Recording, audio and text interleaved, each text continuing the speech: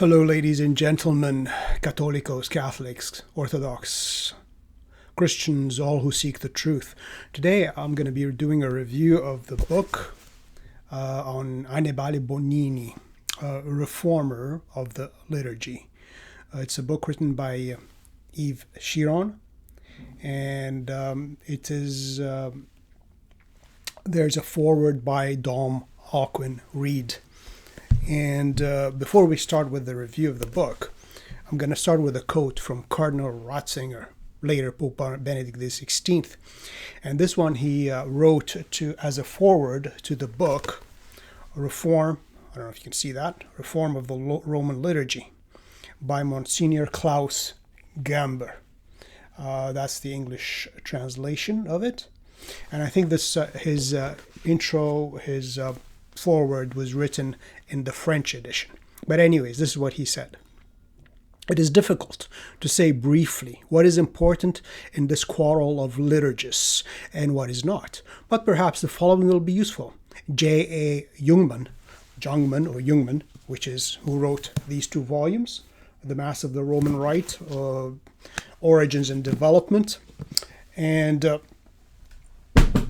so he says, J.A. Jungmann, one of the truly great liturgists of our century, defined the liturgy of his time as such as it could be understood in the light of historical research, as liturgy which is the fruit of development.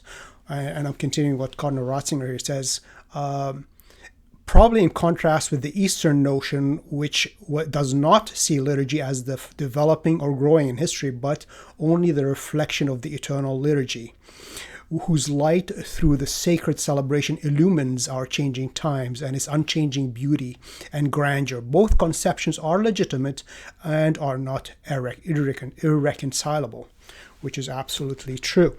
But again, from the Middle Ages in the West as well, the liturgy was considered this eternal reflection of the divine, of the eternal liturgy. It was not something to be tinkered with. Nobody touched it. So anyways, it just developed and grew by itself. But anyways, I'm going to continue with the quote from Cardinal Ratzinger, which again he wrote for the intro for Reform of the Roman Liturgy by Monsignor Klaus Gamber. And he says, what happened after the Council, Vatican II, was something else entirely. In place of liturgy as the fruit of development over centuries, came fabricated liturgy. We abandoned the organic process of growth and development over centuries and replaced it as in a manufacturing process with a fabrication, a banal, on-the-spot product. And that is what Cardinal Ratzinger, later Pope Benedict XVI himself, said. And in 1998, in his book In Milestones by Joseph Cardinal Ratzinger, he said, the crisis in the Church that we are experiencing today is to a large extent due to the disintegration of the liturgy. So we see Cardinal Ratzinger, Pope Benedict XVI, accusing the reform of the liturgy, the deform of the liturgy after Vatican II, as a fabrication, like a banal on-the-spot product, like a manufacturing process, not the fruit of development over centuries with enrichment of prayers, of gestures, of rites. No, it is like a manufacturing process. And at first sight, people hear this and think, oh man, he's just exaggerating.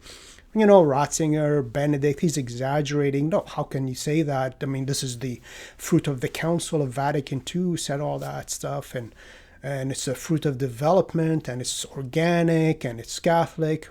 No, Ratzinger himself said, we abandoned all that, and we manufactured a liturgy. We made it up, like a product, a banal on-the-spot product, a banal liturgy. And when you actually end up reading this book, Yves Chiron here goes through the book by Annibale Bugnini, The Reform of the Liturgy, and a whole lot of other sources. And when you read it, actually the more angry, or if you care about the liturgy, or if you care about the faith, if you care about the church, the angrier and angrier, holy anger you get. You become angry. You think, okay, how is this possible? How could, and you read it and you think, yes, that is exactly what is happening. They are manufacturing a liturgy. They're making it up. They're tearing this and adding that and removing this and creating that according to their own intentions.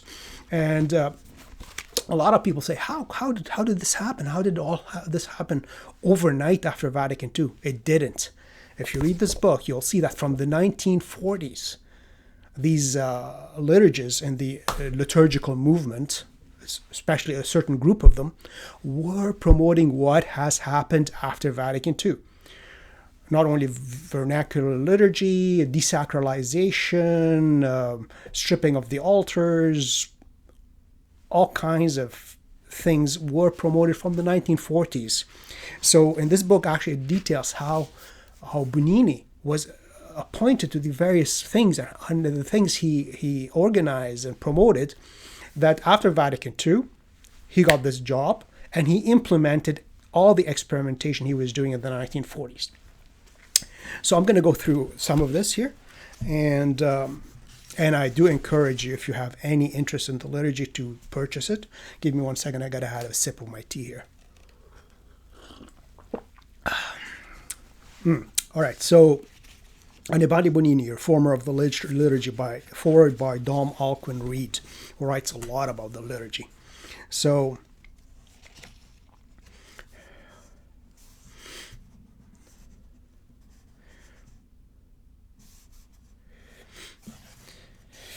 he says, basically, Paul VI, Dom Alcuin Reid, Paul VI and Bugnini worked together on the new rites.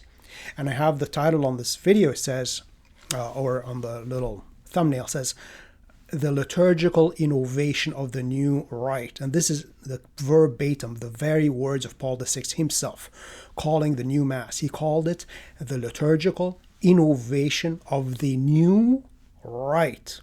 And I have my previous video about the Novus Ordo. I'll put a link to it. But I quote his speeches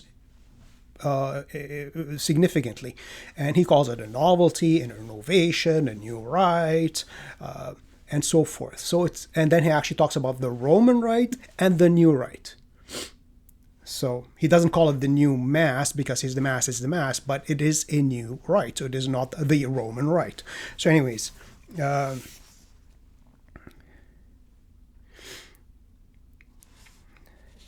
so I don't know if I'm going to... So Dom Alcuin Reid does actually do a good introduction to it and to the book. And he says that if some conservatives might criticize him for not attacking Bugnini hard enough, but he didn't have to. He just records what he did, how he went through the process, and it wasn't only him. It's a whole cabal, a group which took over and implemented their views of what they think the liturgy should be. And people say Pius V did not change the liturgy. He just used the same missal there and adjusted certain things for the missal of the Roman Curia, the Roman Church. He didn't even touch any other missals, just for the Roman, and he didn't adjust it much. It's his You can take a missal 100 years before Pius V; it's virtually identical. And actually, Pius V, he said any rite of Mass more than 200 years old can remain in use. Now that's kind of a bad thing. He said can remain in use, may be used. He should have said must be used. You must adhere to your traditional rites.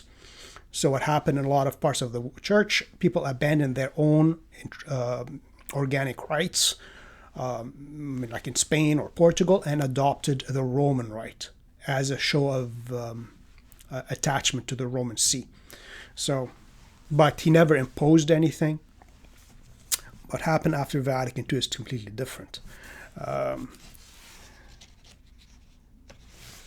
Okay, I'm going to actually skip the introduction by Dom Alcuin Reid. It's a good read. It's a good thing to read it. And actually, he has actually one little quote. He talks about Dom Alcuin Reid talked to Cardinal Stickler, Alphonse Stickler, and asked him about Bugnini if he was a Freemason, because that was an accusation after the reforms in Italy. Accusations came out that Bugnini, Annibale Bugnini, the reformer of the liturgy, was a Freemason. Bugnini, of course, denied it, but he asked Cardinal Stickler about this, whether Bugnini was a Freemason.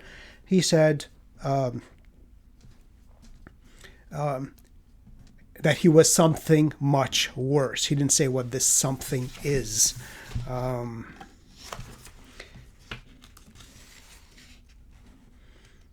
And then Dom Alcuin Reid finishes his introduction by saying, is the liturgical reform promulgated by Paul VI a legitimate, organic development of the Church's liturgical tradition?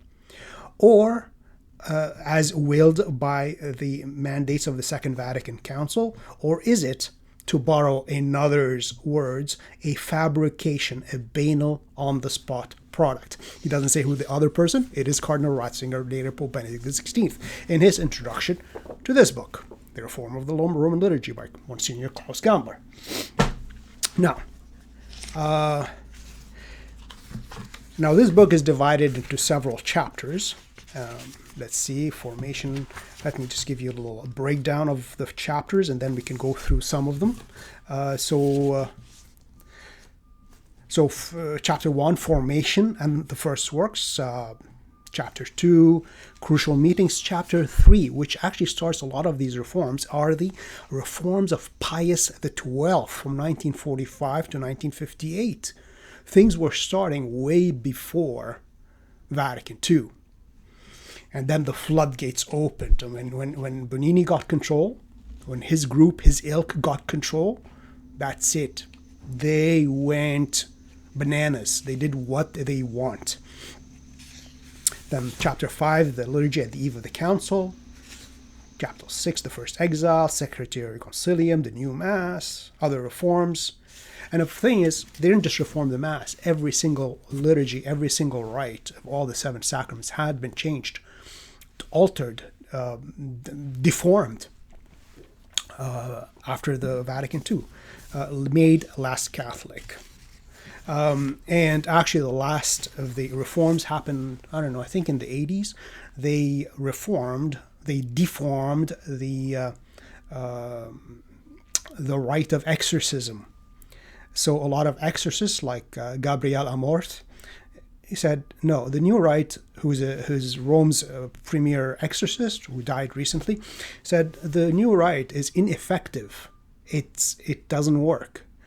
So they got permission to continue using the ancient traditional exorcism rites of the Church. Anyways, so chapter 1, here we go. Yeah, can you see that? Formation and first works. I don't want to take too long with this video, so I encourage you to get it, because it is, you read it and you think, what the hell? This is just a fabrication. They took the liturgy, did what they want. They put stuff to the vote. They made up rites and did an experiment, and they would invite a few people over, a few cardinals or bishops, and they'd watch it. How does this look? Does this look good? Oh yeah, sure, okay. Or no, we object. Maybe we can do this. So it was just a performance art, basically. Just do stuff, make it up, perform it, and let's see if we like it.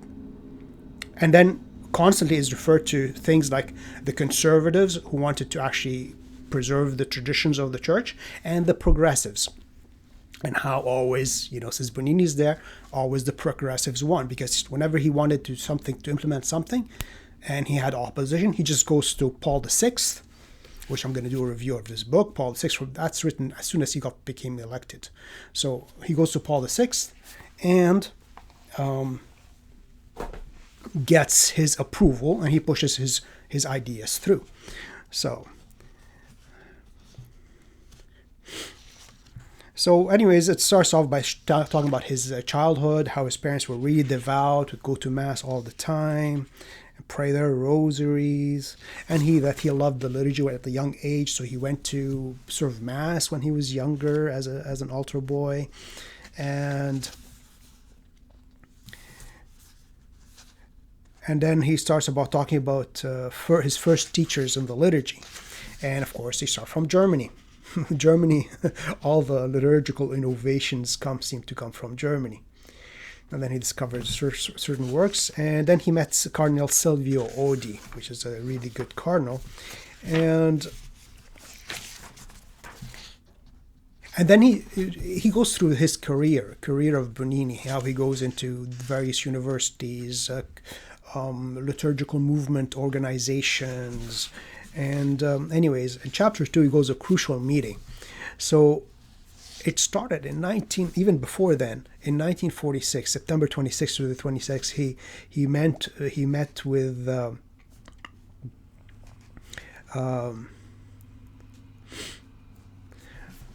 this CPL organization, which is Center of Pastoral Liturgy. So from 1946. And he talks about he went to this conference on September 16th to the 22nd in 1946, and he was experimenting previously by himself in his own parish. So he goes to this conference, he sees all these innovations happening, and he likes them. He likes all these liturgical abuses. People are inventing stuff, doing their own thing because they think they know better. And he said he talks to the organizer. He says here's a quote: "I admire what you are doing, but the greatest favor I can do for you is never to say a word in Rome of what I have been hearing." That is what he said, because he's seen stuff which later became real.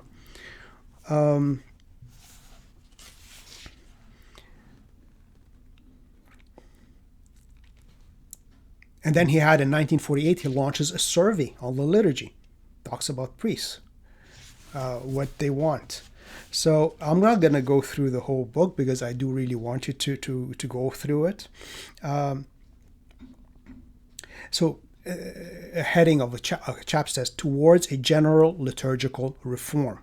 Also in 1949, Father Bugnini published the results of a survey he had launched the year. And that was during Pope Pius XII's pontificate. So he was already working on liturgical innovation, so-called liturgical reform.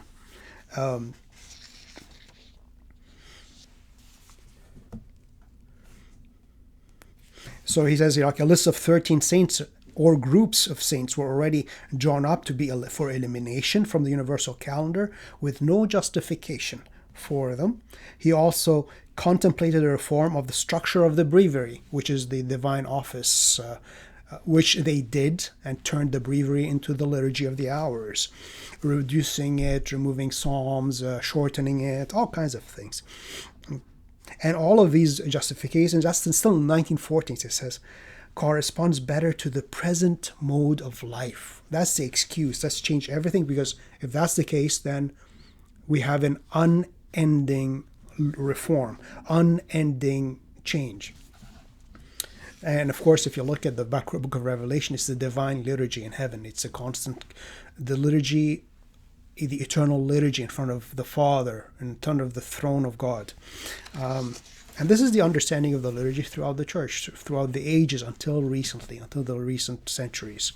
Even in the West, in the Middle Ages, I have several books on the liturgy. They talk about, this is it. This is what we have, and what does it mean?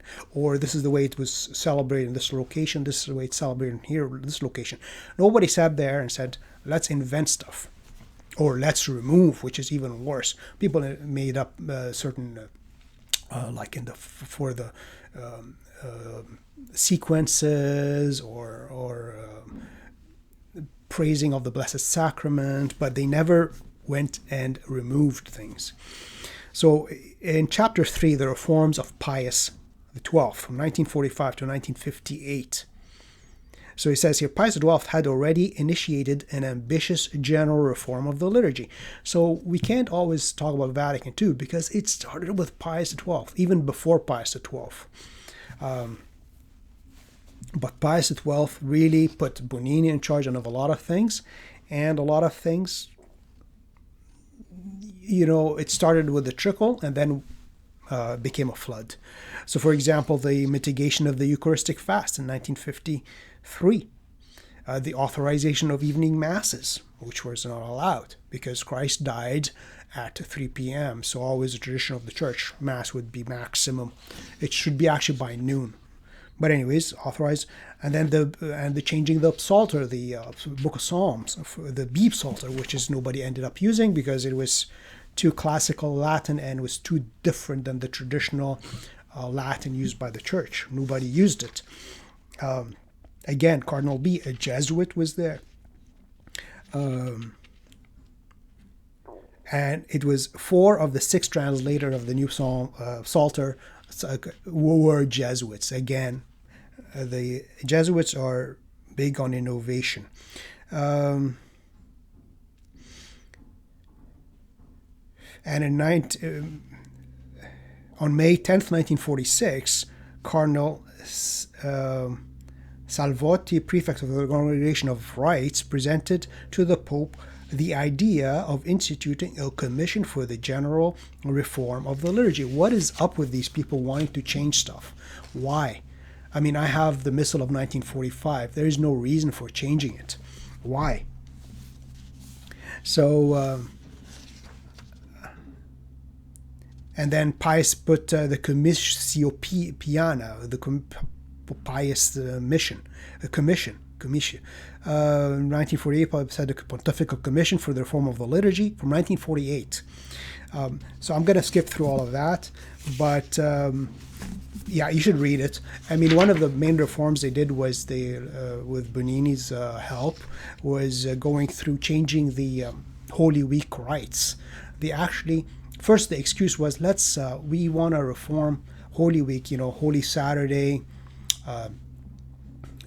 Thursday, Holy Thursday, Monday, Thursday, Holy Saturday, Good Friday, to change their times, because Holy Saturday, instead of being a vigil, a midnight mass, it was celebrated in the morning, and we want to bring it back to its original time as a vigil, as a nighttime, because it does actually match the liturgy. You read about the lighting of the candles and bring light into the darkness, so it obviously was a nighttime vigil. And if you look at the early church, people prayed throughout the night. And the Coptic Orthodox, I know, they go to their Easter Sunday liturgy at like 4 in the morning, and it ends at sunrise, because it is, again, it's almost like the Easter vigil. So, I mean, they then, instead of just simply moving the time, or at least allowing it to be started later in the night, like 9 p.m., 11 p.m., no, if that's all that was required, then just move the time. Say, okay, here's the liturgy. Move it, instead of, say, Good Friday, celebrate at noon, because Christ was crucified at noon. Monday, Thursday, fine, celebrate at night, because that's when it happened. Holy Saturday, fine, celebrate it. No Mass throughout the day. Mass starts at midnight, or Mass starts at 11 p.m. Same liturgy, same everything. Don't touch it. Because the Holy Week is the most ancient part of the liturgy. But if you compare the pre-Pius XII to the post-Pius XII, not even Vatican, not even the 1962 Missal, even 1955, you see, it was deformed. Holy Week, Holy Saturday, for example, had 12 readings, and the Gospel, I believe, so 13. They were cut down to 4. Even the most ancient and most important lesson of Abraham offering Isaac in sacrifice, which images God the Father offering his son, his only son, that reading was one of the 12, is no longer there. So in the name of, we want to move it to the original time, they use that excuse to completely alter the liturgy. That's why the pre-1955 Holy Week must be restored. And of course, not only that, a lot of other reforms happened. Octaves were removed, fasting was reduced, all kinds of things. Chapter 4, the paraphrased Mass. The paraphrased Mass of 2 liturgical weeks. And the thing is, Bugnini was a lecturer at universities, and he educated a lot of these younger priests. He educated them in his ideas. That's why after Vatican II, it seems like the floodgates opened up. Everybody was doing their own thing because they were trained from the 1940s and 50s in this. So when it happened, it just went all out. The dialogue Mass, liturgical congresses.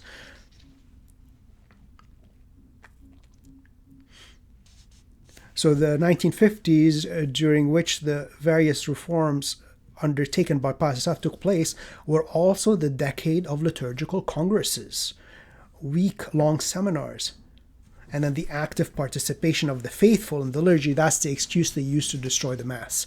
We need to have the faithful actively participating. Well, you actively participate by praying, by uniting yourself to the sacrifice, by chanting whenever the creed comes. You can join in the chant. You don't have to. Look at the new Mass. Go to the new Mass. How many people actually sing in the new Mass? Not very many. How many people actually chant? Not too many. And then one of the commission, and then there's a Cardinal Lercaro, who. So here's from before Vatican II.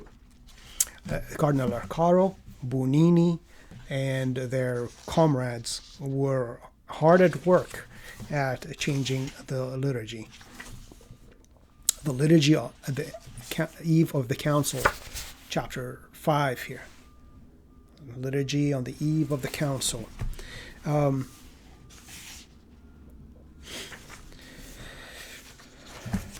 So I really don't. Let me see here.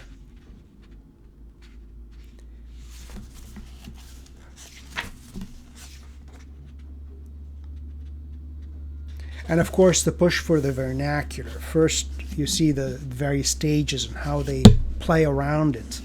And one of the most interesting things, I'm actually not going to go through the whole thing because there is so much to go through.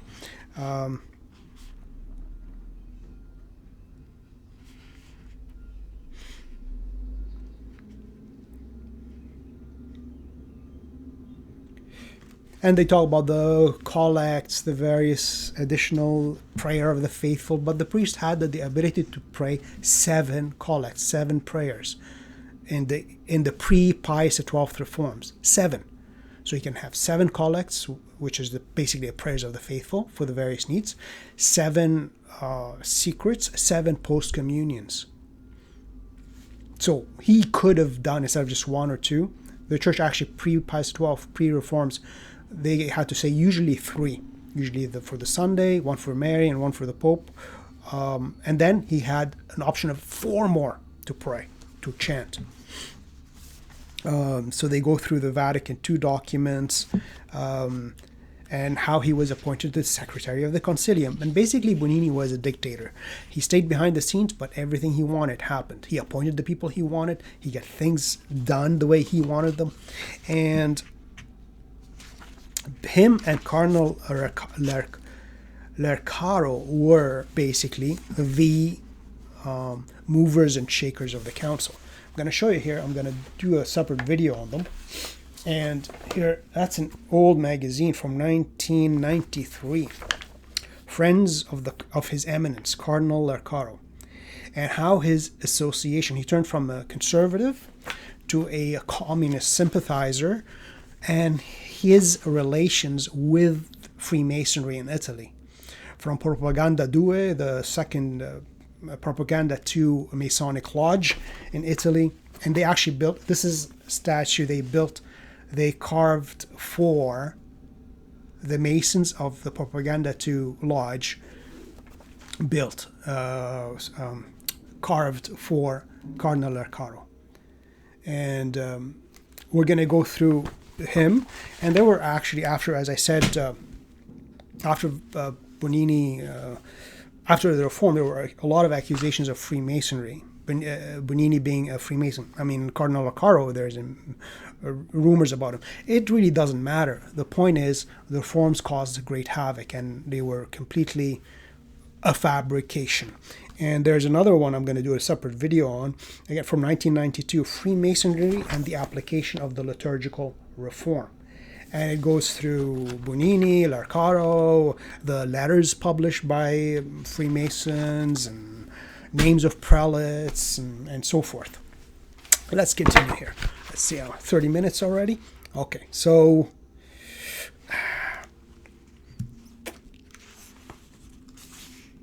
celebration, communion in the hand, and they talk about all the abuses that happened, and they call it abuse, and then it becomes a rule, and it becomes actually required.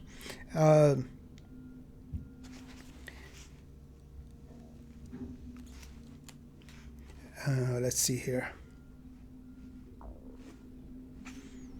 And then after the reforms happened, I'm not going to go, I mean, there's so much, I highlighted so much, but if I'm going to go through every word, then it's going to take like 2 hours, 2.5 hours, and you won't get the book. Why bother?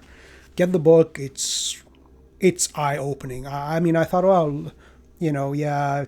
And actually, just to get to the point, I mean, Paul VI approved, and they performed the Mass. They actually, when they came up with the Mass, they performed it for a group of cardinals. Let's see.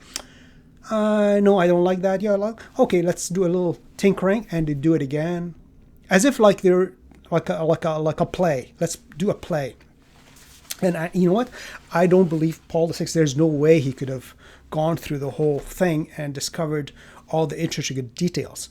Of course, the Mass. Watch my series on the traditional Roman Rite. You'll notice that if you go to the new Mass, you'll notice immediately the differences, and that's just the ordinary, the basic, not even the main prayers. Other things, and after the council, there were attacks on Bugnini and after the reforms and Cardinal Ratzinger. There's a book called The Torn Tunic, with a preface by Cardinal Bacci, and that caused a big uproar in Italy. It's all in the book, written here in the book. And then there was the Ottaviani intervention, which is Cardinal Bacci, Cardinal Ottaviani, actually, and a lot of other bishops behind the scenes, including Archbishop Marcel Lefebvre and Father Delorier. And this is the Ottaviani intervention, and it critiques the instruction for the new Mass, which later got modified to make it sound more Catholic, and the actual rite itself.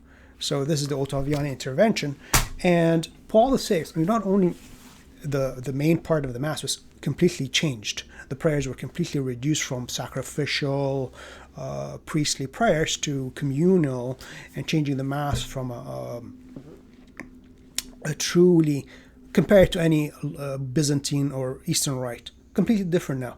Now the Catholic, Roman Catholic Rite looks more like a Protestant liturgy than a Catholic or an Eastern Orthodox liturgy. The ancient Rite resembled much more our brothers to the East. Not anymore. And there are, I got this book many years ago, The Problems with the Prayers of the Modern Mass. And this one, actually, this is just a few examples of the collects, the prayers offered by a priest. And there is a much bigger volume right now. You can get it on Amazon. It's called Collects of the Roman Missals, a comparative study of the Sundays, just of the Sundays, not even of the weekdays, in proper season before and after the Second Vatican Council. And that's exactly, you can get it from Amazon. And this is 272 pages. And basically what you will notice, what I notice here right away, how on purpose, they removed, and actually it mentions it here, even in their doing the reform of the breviary, the liturgy became Liturgy of the Hours, how all the Psalms, they thought, well, we're just too militaristic. They're too combative. Let's remove them. And they did remove them. Same thing with the collects. Anything talking about damnation, about hell, about judgment, about punishment, about sin, were all either expunged, or the wording has been changed, or replaced completely with something much more genteel and nice. So, which basically alters the faith, because you're thinking, oh man, this is too judgmental, let's remove it. Oh, this talks about hell, let's remove it. Oh, this talks about condemnation for sin, oh, let's remove it. And there is no disputing it. It's written here, and it's in the other big book, which I don't have. I'll probably purchase later on. It is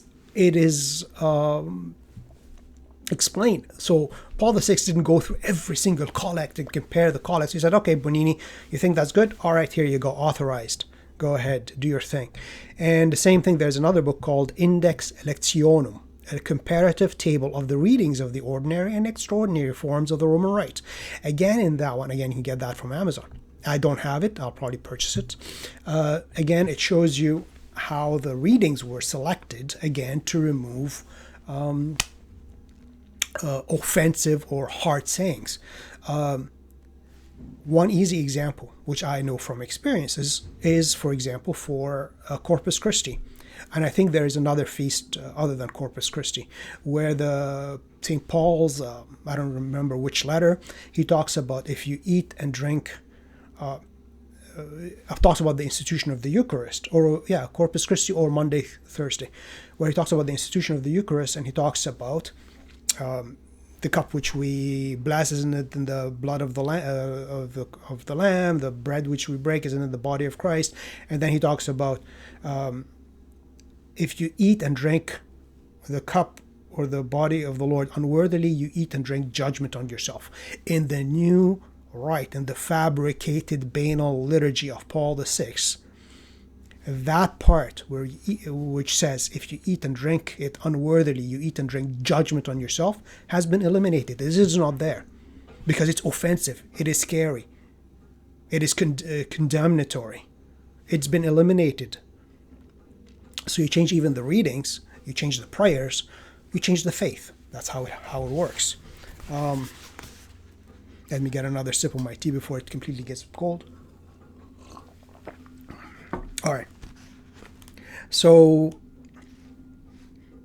and then the new Mass comes. And as I said, Paul VI tried to defend it. Watch my video. It says, I think it's called your typical parish Mass, neither Catholic nor Apostolic, because it's neither nor. It's not Apostolic because it's completely, utterly changed. And it is not Catholic in the sense that it has been, all the strong Catholic elements have been removed.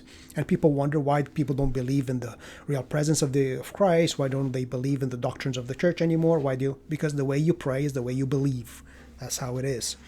They had an experimental Mass in 1967. And introduction of the sign of peace and the institutio. And then there's the push for communion in the hand. And Paul VI, of course, they have the thing about him requiring it to be maintained, the traditional reception, because who are you to touch God? If you truly believe that the bread becomes God incarnate, do you dare grab God incarnate? Watch my video on the fraud of communion in the hand. The way it's done today has no precedent in the history of the church. None whatsoever. So it has a lot of details about the various machinations and what happened, and then talks about the liturgical reform, liturgy of the hours, and how what was deleted and removed. And then they have the suppression of the minor orders. Paul VI in Quondam Ministeria Quaedam didn't really suppress them. He said, well, they're no longer going to be used, and we're going to invent a new institution of the ministry of lector and acolyte, which is only to be imposed upon men. And now they're trying to do that for women. And there's lectors, now there's a lot of women lectors and women acolytes, but not instituted. So it's in practice, it's happening already. So again, Paul didn't really suppress them. He just said they don't exist anymore but he didn't really truly suppress them because the traditional orders still have them, minor orders. And he can't suppress an apostolic institution, an apostolic tradition. The Pope is not an absolute monarch. He is not an absolute, he's not God on earth. He is the vicar of the king. He is not the king. Then there's a change of sacred music. Even the papal ceremony is completely removed. And he says specifically the real reason what they wanted to do, which they did for everything else, is they wanted to, the original simplicity and dignity of the altar must be restored by removing the clutter from it. Candlesticks, reliquaries, miters, tiara, remove everything off the altar. That's what they wanted to do. It says here, Monsignor Bugnini profoundly reformed the papal ceremonies between 1968 and 1970. So this guy Bugnini, in collusion with Paul VI, these two guys basically decided to completely rip to shreds the liturgical, spiritual heritage of the Roman Catholic Church.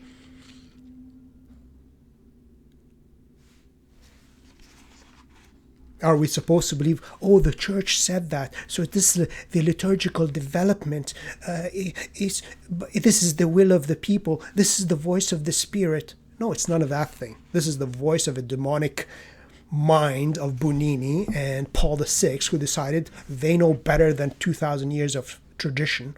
They know better how to do the liturgy.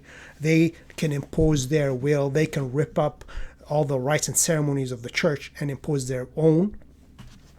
And just as an aside, you can look it up, the Creed of the Council of Trent, or the Creed of Pope Paul IV.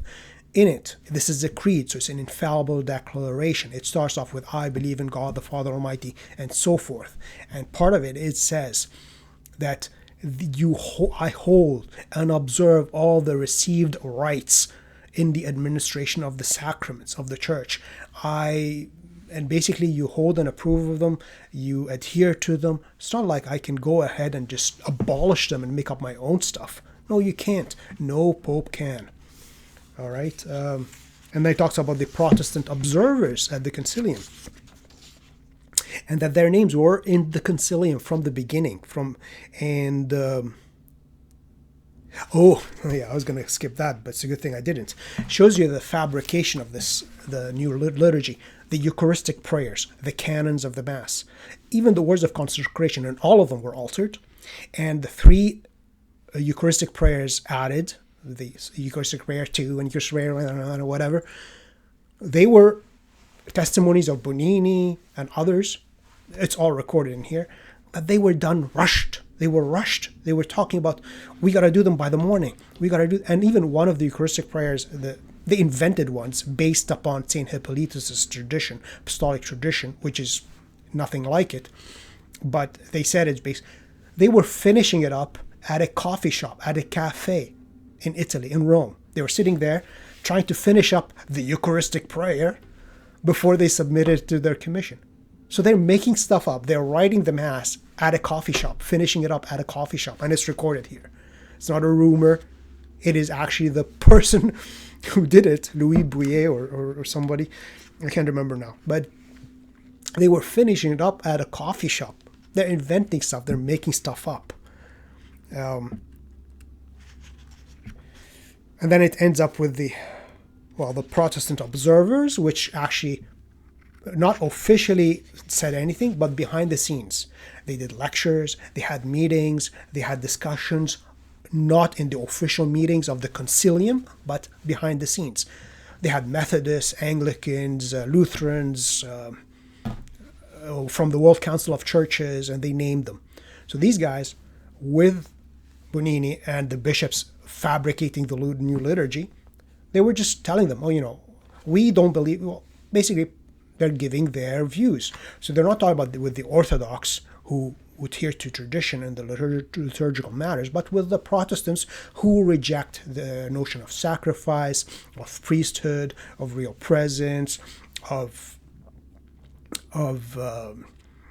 celibacy, of all kinds of things. So we are consulting with people who do not believe the Catholic faith. We are asking them their opinions about how to change our liturgy, which nobody has the power to do, to be more acceptable to them. From the Taizé community. And it talks about the fall of from grace of Bugnini, being removed to Tehran by Paul VI, and his writings. But yeah, so this is a tremendous book in actually bringing to light that indeed all the reforms of all the deforms, the rape of the liturgy of the Catholic Church happened by Bugnini in cooperation with Paul VI. They ripped to shreds the liturgical heritage of the Catholic Church by making up their own stuff. It's not like they based them on old sacramentaries or old missals from the 12th century, from the 10th century, from the 9th century. No, they looked at, we don't like that, let's remove it. Let's add this. Let's make this up. Let's invent this. They didn't do anything truly. And again, you can't, and they talk about and they talked about the foundation of Una Voce, which is the traditional Mass society, and how even from the 1966, before the imposition of the new Mass, they're talking about the loss of faith. People are leaving. And again, the abuses, they talk about the abuses after the council, after the reforms, and how people are, Paul VI even refused to allow the traditional Mass again because he was afraid of further disintegration of authority, further disillusionment and confusion of the people. So and Paul VI himself said the smoke of Satan has entered the church through a crack.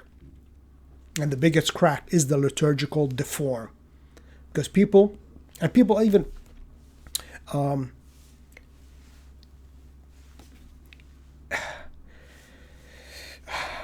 was going to talk about Yves Congar. I have in the 30 Days magazines, he talks about in his little village, before the council, before Vatican II, in this little village he grew up in, they had 15 priests.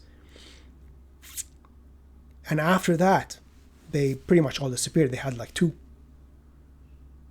And he talks about the disintegration of the faith. And he's a progressive. He talks about that. Anyways, so this is an excellent book. And actually, I want to say, just one second. I'll just grab it here. Again, this is from this magazine, which was read in the Vatican all the time. It has sources and was edited by Giulio Andreotti, I think. I can't remember now, but he was a former prime minister of Italy. And actually in this, I want to just finish up with this here. This is an article with Yves Congar. The Pope also obeys. Talking about, which echoed what Cardinal Ratzinger, Pope Benedict himself, XVI said, that the Pope is not a dictator.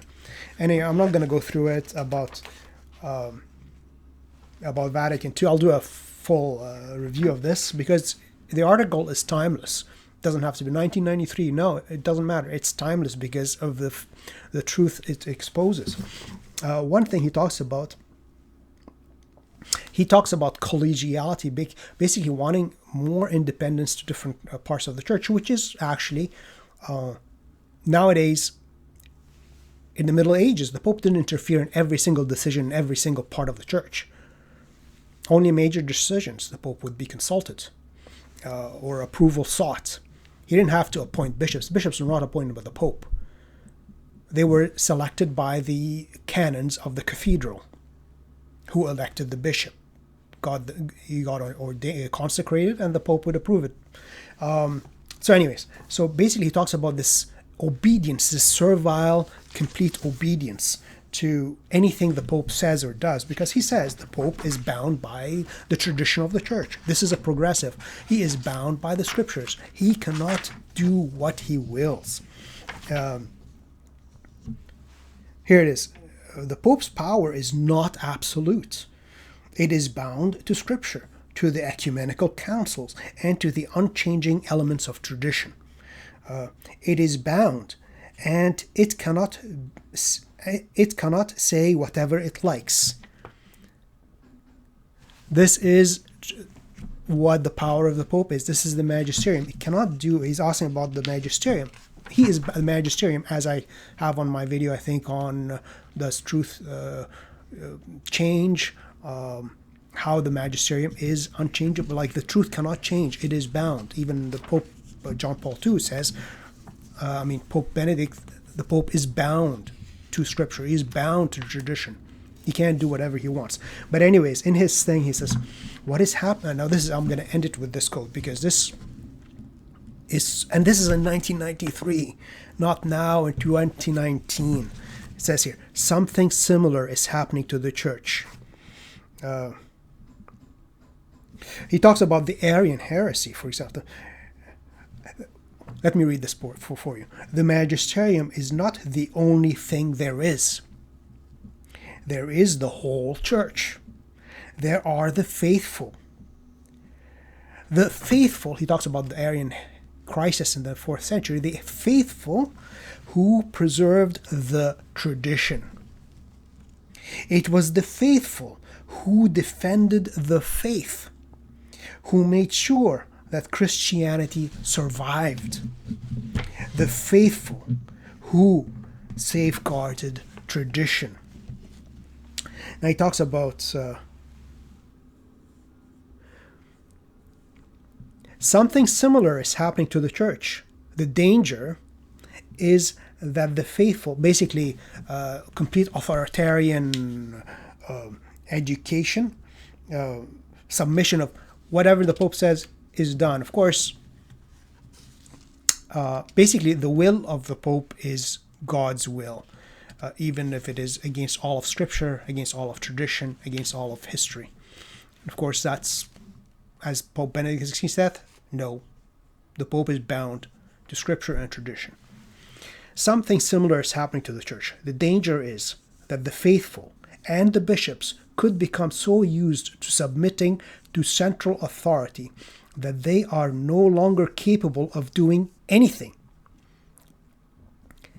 And I wonder if, paradoxically, a new crisis were to explode, almost prophetic here, such as the Arian one, would the faithful be capable of defending the faith and tradition, of safeguarding Catholicism once again? This is what Yves Congar, the progressive, says. If another Arian crisis happens, will the faithful be able to rise up and defend the truth against bishops and even popes? Will they be able to defend it and stay true to the faith once for all delivered to the saints? If we submit to, okay, well, the bishop said that, okay, fine. The Pope said that, okay, fine. I'm not going to think. I'm going to erase my mind. I'm going to erase my brain. I'm going to erase my thinking. No. This is the danger. And he said that in 1993. He said, are the faithful going to be able, in case of another crisis, are the faithful going to be able to stand up and defend the faith? Are they going to be able to stand up and defend Catholicism? Are they going to be able to stand up and defend tradition? And we have to, no matter what, and against whoever. But in all, we are defending the Church of God, and we always have to remain in His one and only Church, which is the one holy Catholic and Apostolic Church. That's it. So I encourage you very much to purchase this book, Annibale Bugnini, Reformer, Deformer, Destroyer of the Liturgy by Yves Chiron. Excellent documentation. So many sources, so many points of view. Not polemical, just stating the facts. Just the facts, ma'am, just the facts. That's it. That's all. Hope you like this video. Please like, share, subscribe, etc., etc., etc. Till next time. See you then. Bye-bye.